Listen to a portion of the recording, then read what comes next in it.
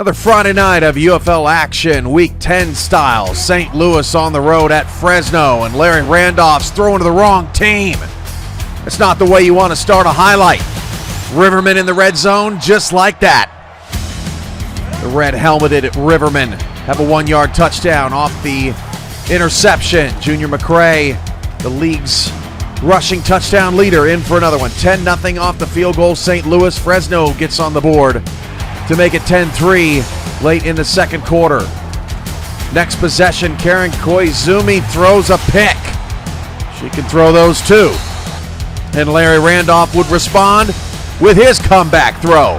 Touchdown Fresno. We're all knotted up at 10. 5 seconds to go in the first half, and St. Louis does just enough to squeeze out 3 more points, but then Cardiac Squid is running loose. Another missed tackle by the St. Louis secondary. 70 yards. Oh, bye-bye. Fresno up 4.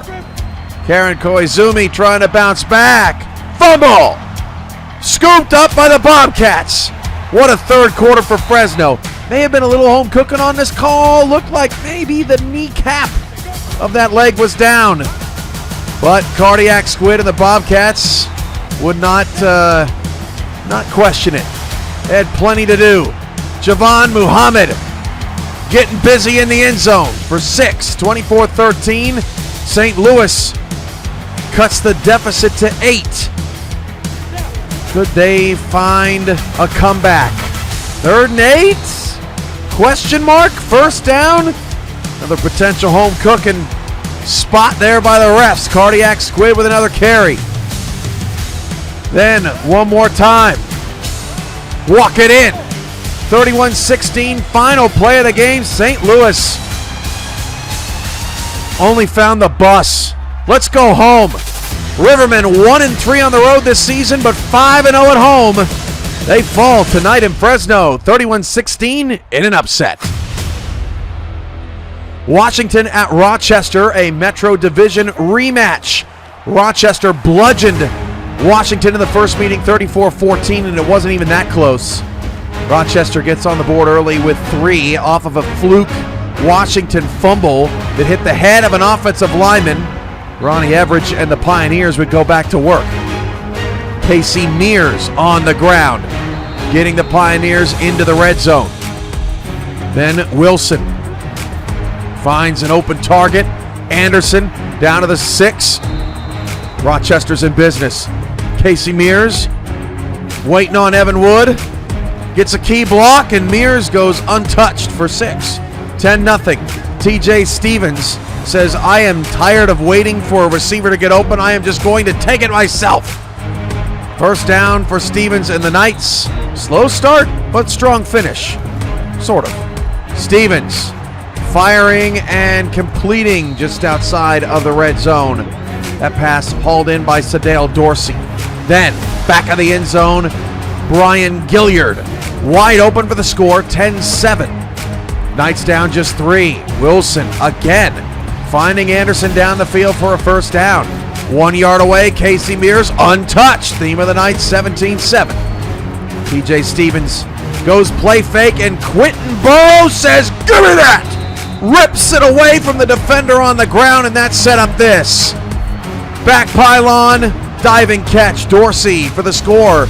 3-point game. Washington's got themselves a kicker, y'all. 54-yard field goal. Bang! 1 second to go in the first half. Flash forward to the third quarter, and Evan Wood says, get off me! Wood! Down the sideline. Woody! Cootie! 75 yards. Oh, bye-bye! 24-17, Pioneers.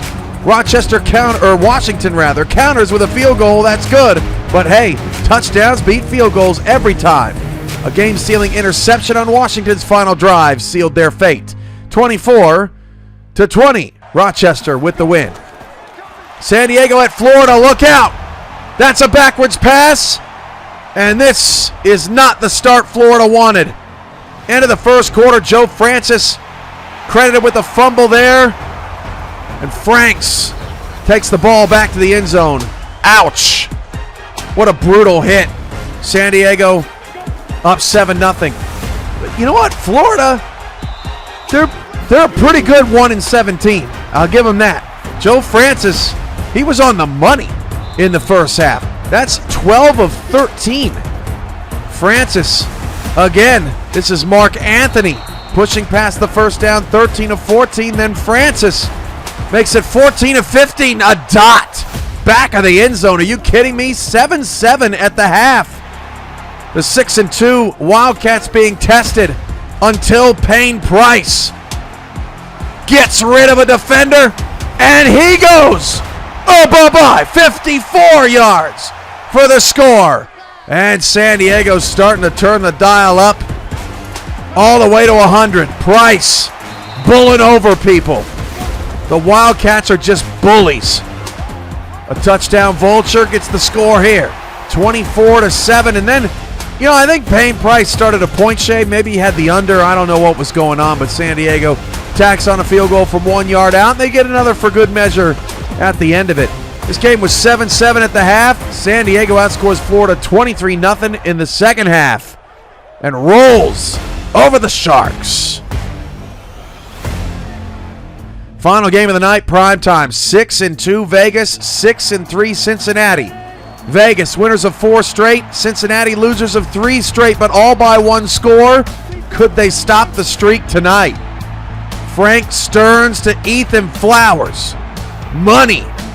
Touchdown number 1 for Flowers, but Mac Chima's got an arm too. A cannon, in fact, to Warren Murray. That was near a season high in longest throw. Chima, short throw. 1 yard to Byleth Thomas, but it all counts the same. 7-7 Chima. Deep ball. Byleth, that one's a little more sexy to watch. 39-yard touchdown. Al Ingram in the open field. Get off me. Another one. This one, the longest run of the season in the UFL. Oh, bye-bye.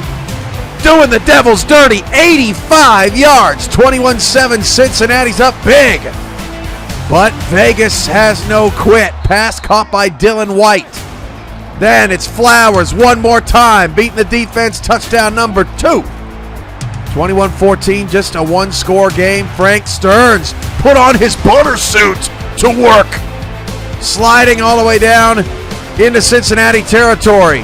Touchdown vulture scores there for Vegas. All tied at 21.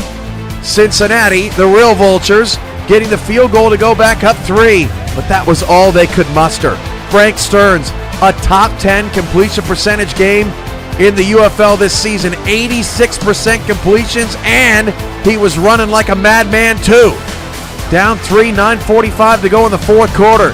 Stearns, again! Flowers burns the defense, 28-24. That was his third. One last drive. They could not get Vegas off the field. The losing streak goes to 4. The winning streak goes to 5. That was 8 minutes in UFL heaven. We're back here tomorrow for the end of Week 10.